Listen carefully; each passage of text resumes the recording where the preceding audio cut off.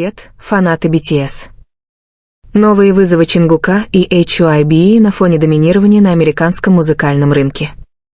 Американская музыкальная индустрия начинает серьезно относиться к развитию карьеры Чингука.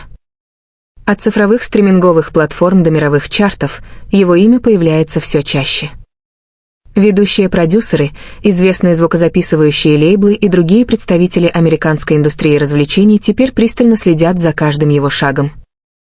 Хотя это признание укрепило мировое признание Чингука, оно также создает особые трудности для HYBE, агентства, которое взращивало и формировало Чингука с подросткового возраста. Международное признание, особенно на американской музыкальной сцене, породило множество спекуляций. Готов ли Чингук выйти на мировой уровень как независимый артист или HYBE сможет сохранить свой главный актив под опекой своего менеджмента? Растущий интерес со стороны западных рынков даже спровоцировал серьезное обсуждение в корейской индустрии развлечений о том, что главная угроза для HYBE, возможно, исходит не от внутреннего рынка, а от агрессивной и высококонкурентной американской музыкальной индустрии. Чингук – не рядовой артист в HYBE.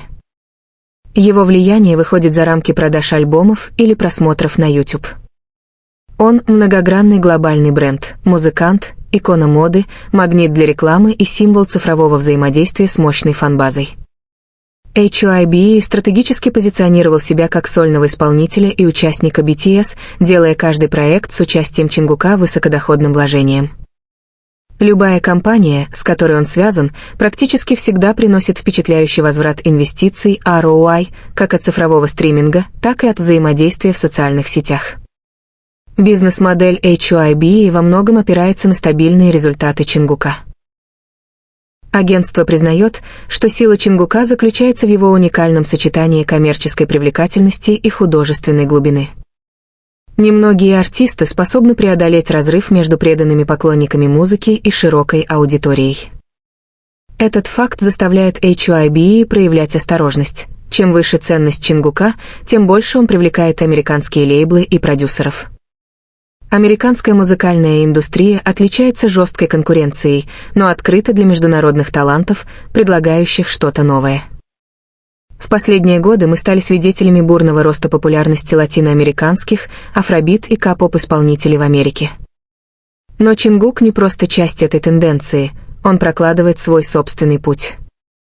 Ведущие продюсеры Лос-Анджелеса и Нью-Йорка уже начали видеть в Чингуке человека, способного изменить облик поп и R&B-сцены во всем мире. Его англоязычные релизы, успех на стриминговых сервисах и сценическая харизма делают его желанным партнером. Его имя часто появляется в отраслевых отчетах и утечках о продакшне. Американская музыкальная индустрия высоко ценит независимых артистов с ярко выраженной индивидуальностью бренда, и Чингук соответствует этим требованиям. Его сильное присутствие в США вызывает вопросы: подойдет ли ему лучше американский лейбл? Будет ли он преуспевать в агентстве, ориентированном на сольную карьеру и творческий поиск? Эти дебаты вызвали обеспокоенность в HYBE. Они опасаются потерять творческий и контрактный контроль над своим самым ценным активом. Чингук не просто певец, он также автор песен, продюсер, танцор и исполнитель с кинематографическим пониманием эстетики выступлений. Его музыкальные стили разнообразны, от поп-музыки и R&B до электронной музыки, от хип-хопа до альтернативы. Американские продюсеры ценят разносторонних артистов. Чингук известен своим быстрым присутствием в студии, свободным владением английским языком и умением работать в команде. Качествами, которые высоко ценятся в американской продюсерской среде. Многие руководители считают, что он станет не просто приглашенной звездой, а лидером нового поколения артистов, работающих в разных странах мира. Одно из главных различий между корейской и американской музыкальной индустриями – это контроль со стороны агентств. В Корее агентства, такие как HYBE, управляют имиджем артистов, их расписанием, продвижением и даже личной деятельностью. Эта система эффективна для больших групп, но, как правило, ограничивает солистов с глобальными устремлениями.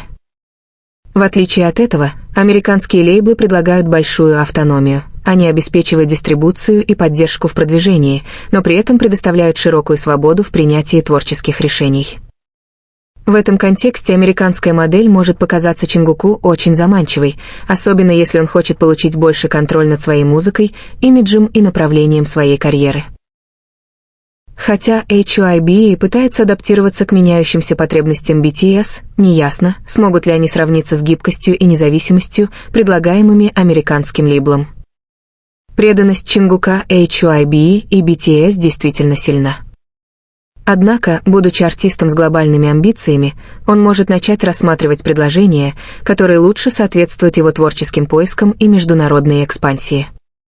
HYBE сейчас находится в шатком положении, слишком строгие условия могут оттолкнуть Чингука, а слишком мягкие – ослабить их контроль над ключевыми коммерческими активами. Контракт – ключевой элемент в этом обсуждении. Чингук, как и другие участники BTS, продлил свой контракт несколько лет назад. Однако в мире развлечений контракты могут быть пересмотрены, изменены или даже выкуплены. Крупные американские лейблы обладают финансовым влиянием и юридической структурой, чтобы предлагать совместные предприятия или соглашения о совместном управлении, которые позволят Чингуку работать за пределами корейской системы. Поэтому вопрос не только в том, когда истекает срок его контракта, но и в том, насколько он гибок, и будет ли Чингук применять положение, дающее ему больше творческой свободы. HYBE, вероятно, уже рассматривает варианты пересмотра контракта, такие как новое распределение прибыли, творческое владение или даже более крупная руководящая должность.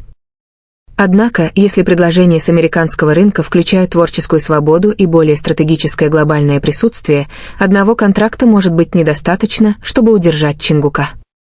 Предыдущие коллаборации Чингука с западными артистами, такими как Чарли Пут и Лауф, имели огромный успех. Эти коллаборации не случайны, они отражают открытость Чингука глобальной индустрии и его признание за пределами кей-попа. Теперь, когда ходят слухи о его сотрудничестве с такими известными именами, как Джастин Бибер, The Weeknd или ведущими хип-хоп-продюсерами, становится ясно, что интерес к Чингуку связан не только с его популярностью, но и с его деловой и творческой ценностью. Если эти коллаборации перерастут в совместное управление или партнерство с лейблами, Чингук, вероятно, будет более непосредственно участвовать в американской индустрии. Для HYBE любое крупное сотрудничество означает две вещи – укрепление репутации Чингука за рубежом и увеличение риска потери эксклюзивных прав на него. Гипотетически существует несколько возможных сценариев развития событий. 1. Двойное управление. Чингук остается в HYBE, но подписывает соглашение о совместном управлении с американским лейблом для реализации глобальных проектов. 2. Полный переход. Он переходит на международный лейбл, например, Interscope или Universal Music Group, чтобы сосредоточиться на сольной карьере в США. 3. Независимый лейбл. Он создает собственный лейбл при дистрибьюторской поддержке HYBE, что дает ему полный контроль над своим имиджем и музыкой. У каждого сценария есть свои преимущества и сложности. Для HYBE все три варианта означают потерю прямого контроля, хотя и сохраняют финансовую выгоду. Для Чингука все три варианта открывают большие возможности для творческого роста и независимого влияния на мировом уровне. В заключение, главная задача HYBE не просто удержать Чингука, а обеспечить достаточно быстрый рост, чтобы реализовать его творческое и профессиональное видение. В противном случае американская музыкальная индустрия могла бы стать новым домом для Чингука не как приглашенного певца, а как крупной мировой силы, действующей сама по себе.